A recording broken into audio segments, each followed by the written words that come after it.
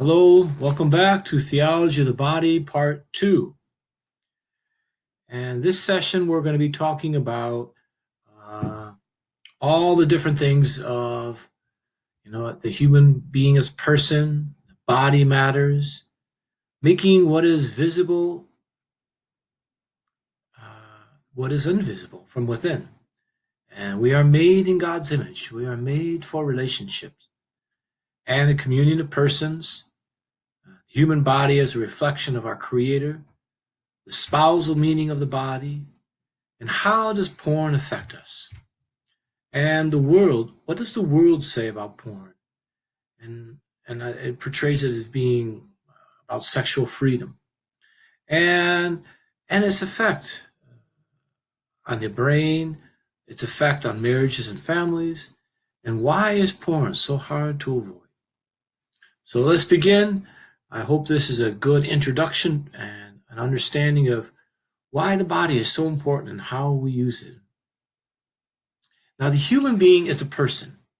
Man is created, male and female, in the image of God. And only a human being is a person. A person has reason and free will. And they have a self-awareness. They can determine their choices. And Adam knows the other animals, but the other animals, he recognizes that he is different from them. He is aware of himself. He has a consciousness of himself. And he is not a something, but a someone made in God's image. So we are a human being, a person who has reason, an ability to think, to be aware of themselves, and free will to choose to love, to choose to obey, to choose to disobey. We have this, and this, what you might say, gives the human being his difference, say, from animals. Now, the body matters. Our culture and modern philosophies say that the body has no meaning, that what you do with your body is not that important. I can do whatever I want with my body. It won't hurt me. I'm just having a little fun. We are two mutually consenting adults, and what's the harm? We're both agreeing. Well, the problem with that is when people view the body as insignificant, that it really doesn't matter what you do with your body as long as you're not hurting anybody. What's wrong? Why not? Well, the problem with that is the body is not an autonomous being, but a component of the whole person. So our spirit and our body, they become one. They are one nature together, you might say. And what you do with your body is going to affect your spirit, and vice versa.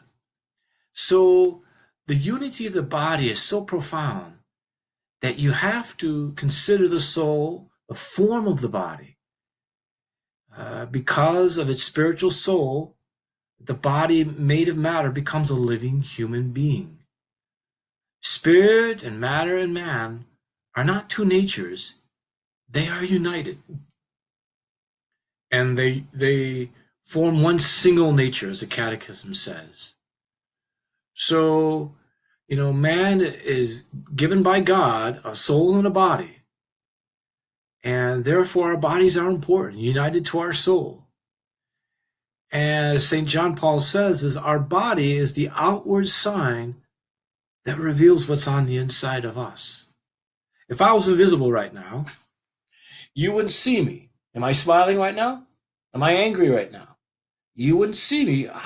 You might hear my voice, but your body reveals, are you smiling? Are you angry? Are you just bored, stiff? You can see what your inner person is feeling right now. Your body makes it visible. Okay? So the body matters. And what we do with our bodies, it affects our soul. Whether you say, I'm just having fun, I'm just, they're both mutually consenting. It doesn't matter. You're going to affect your spiritual soul. And God, as you know, remember, sin is missing the mark, you know, and God has created us to live a certain way. And we'll find our joy and our peace when we live that certain way. But when we deviate from that way, we're going to be taking away that joy. We're going to be taking away that peace. We're going to be taking away a sense of dignity about ourselves. That's why it's so important. And we need to be careful of what we do with our bodies. So St. John Paul said, the body, in fact, and only the body, is capable of making visible what is invisible, the spiritual and the divine.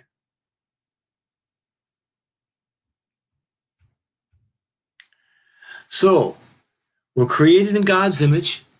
By being created in God's image, it reveals something about us and about God. And our bodies are male and female, so they are complementary. They go together. They can have union, and they have this ability to unite and procreate to bring forth a child. And this, you could say, complementarity. It reveals something about us and about God, that the male body and the female body have a marvelous and unique capacity for union. The body, in its sexual complementarity, reveals that we are created for relationship, for interpersonal union. So, I'm speaking more specifically of the intimate marriage union between one man and one woman. I'm talking about that this complementarity, how the man and the woman, when they come together, they can create and procreate, bring forth through their sexual intimacy, they can bring forth a child. And it shows you that they are made to go together. And if you're trying to, like, even today, okay, I got this dog, I want to breed my dog to another dog, and we want to have puppies because we like this particular breed of dog. Well, you're not going to get two males and you're not going to get two females. Why? Because there's no complementarity. It won't work. So today in our society, when people say that, what if I'm attracted and what if I want to have this particular relationship? You can have a relationship, but it's not this intimate sexual relationship, because that is for a specific purpose of procreating. It's for bringing forth a family or an intimate union between man and woman, as it was revealed to us in the beginning with Adam and Eve. And you can't change that, even if laws change it, even if different generations might change it. This has been, you might say, revealed to us, and it's within our nature for thousands of years that men and women have always come together to form a family, to form a small community that brings forth their children to infiltrate into the greater, wider community. So we're made for relationship in the intimate sense between a man and a woman, and our bodies show that complementarity. Now, to go a little broader, though, when you're talking about communion of persons,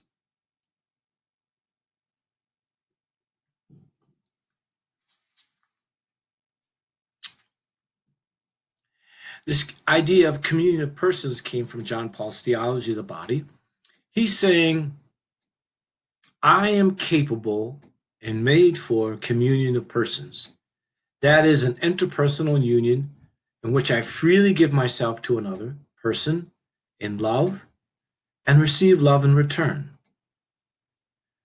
Now, that can be very broadly. This is not thinking of the intimate communion of persons. It can include this, the intimate communion between a man and a woman.